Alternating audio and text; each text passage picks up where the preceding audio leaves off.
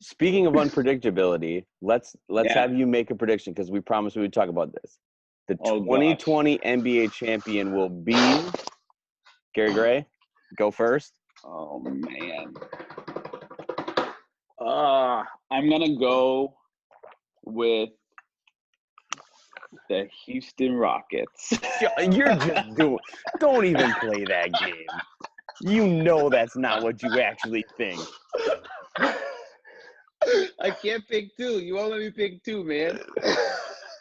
I honestly I think I mentioned before, but Chris Paul's I love Chris Paul. That was always been my guy.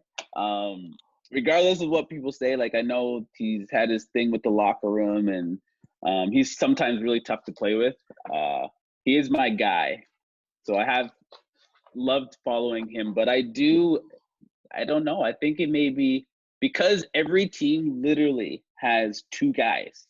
They have two legit superstars, almost across most teams. The top 10 have two guys that are superstars for the most part on their team.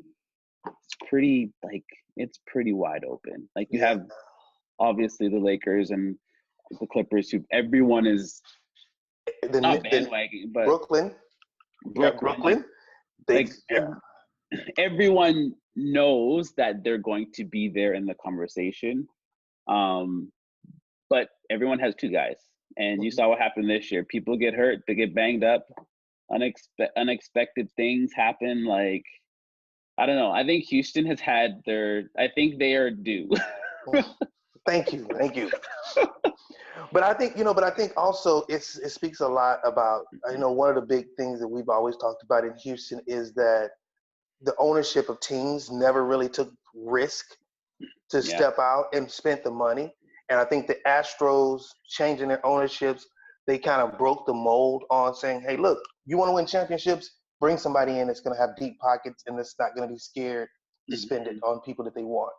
Mm-hmm. And I think that Houston's in that same era right now, with bringing in, having Fertitta who understands money. Mm-hmm. It drives the league, and not being afraid to do it. I mean, like I say, I can't say enough about Russell Westbrook, but to have two guys who you could almost say average triple doubles. What else do you ask for?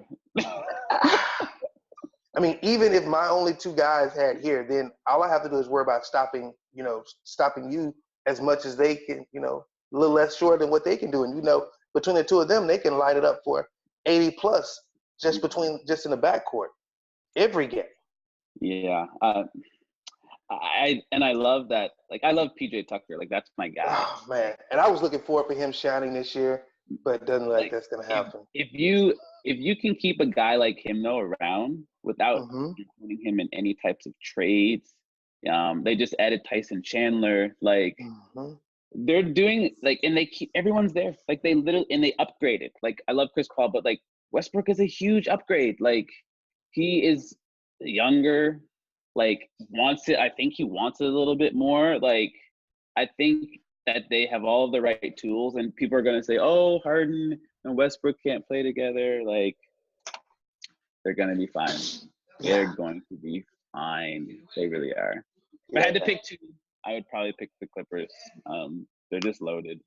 And I say the Rockets are the Lakers. Yeah. I definitely think it's coming out of the West. I mean, I don't think the East. Oh my God. I mean, no, come on, man. Fear the deer. Fear the deer. Fear the deer. If Ben Simmons magically overnight develops a jump shot, they have a chance. Magically. Hey, don't discount the Milwaukee Bucks. No, I love the Bucks. I do. I'm just not entirely sold on Giannis and Middleton being those guys. Giannis for sure. I don't know if Middleton's that guy because I think I'm looking back at what happened last year.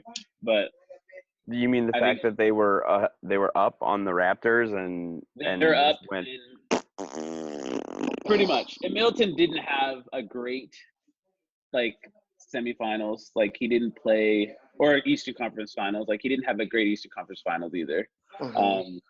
But Philly has done some really nice things. Like, I think even though Jimmy Butler is very, very good, but they brought back Tobias, and they put really good pieces around them. So it's gonna be fun, man. That's why I love the NBA. Like, Oh man, But players I'm are controlling everything.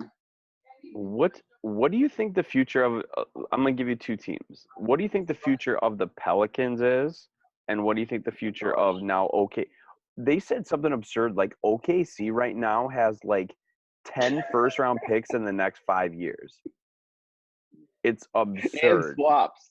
And swaps. So like, starting with the Pelicans, what do you think the Pelicans' future is? You know, because they somehow, when they never should have, they get Zion, they trade for Hart and Ingram and Lonzo Ball, they bring in JJ Redick. You know, what do you think the Pelicans' outlook is right now? Will, I'm gonna let you go first. I don't know if this question is towards you.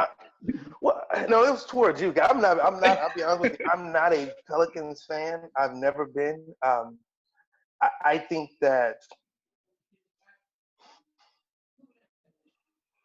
I don't know. I believe every team it's a cycle. You go through a time where you have a good run at it, then you go through a cycle where you're rebuilding.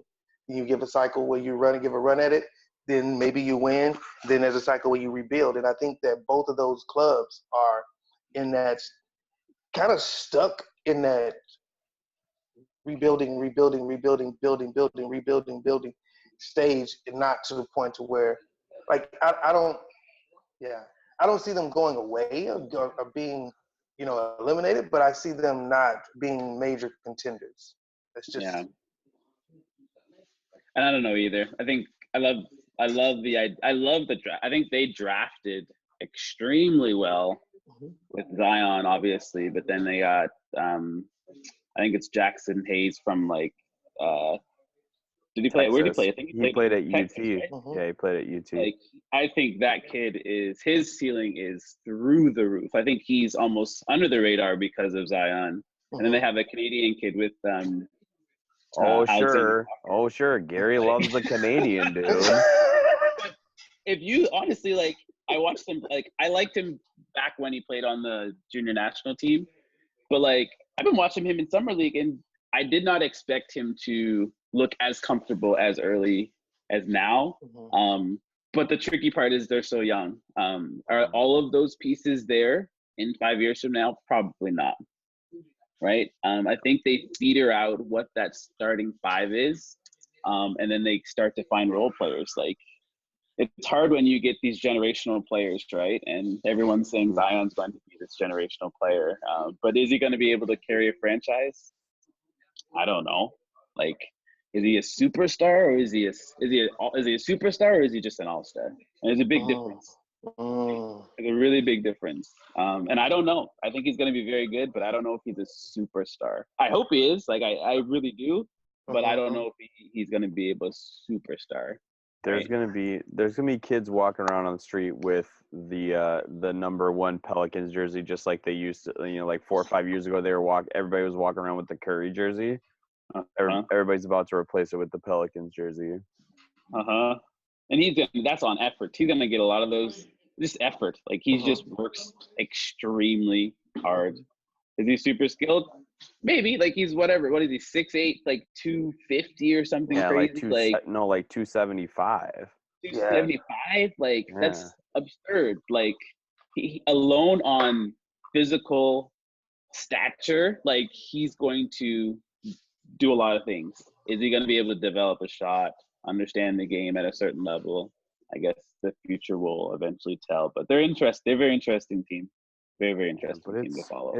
It's so funny to me, and I think three guys from the University of Virginia got drafted. Hunter got drafted like 4th overall, and then 2 of their guys, Ty Jerome got drafted at the end of the first round, and Kyle Guy in the 2nd round. It's so funny to me that those 3 guys who got drafted versus the 3 Duke guys who were all in the top 10. And Virginia is the team that wound up winning the national championship last year. It's crazy. It's so – I just can't figure out how stuff like that happens. You have 3 of the top 10 draft picks and you don't win. I don't I don't get it. Yeah. Well, but I think it goes to the fact that it's not about the player. You know, it's not as much about the player as it is about the system and the synergy that's created. Yeah, So, I think, like you said, you can get all the best players in the world, right? Like Duke had no shooters. Like I don't know, people like you look at like their entire experience through like last year. They had maybe the Jones kid, the point guard. They had Reddish was supposed to be a shooter, like didn't play extremely well. A couple guys off the bench could shoot the ball, but like everyone, they didn't have anyone who could really shoot from the outside. And you look at teams that are, like you said, well, way more balanced. And those are the teams that win. Like they have a big who's good. They have a shooting guard, small forward, and a guard who's good. Like they're good at what they do. And then when you have these generational players, sometimes they feel like they have to do too much or it takes away from the shooting that's on the outside. And that's why I love college basketball because everything is literally unpredictable. Like you can have the best players and teams that have been around or playing together for 3, 4, even 2 years, those guys come back, like they will contend every single time because of that experience that they've had the previous year.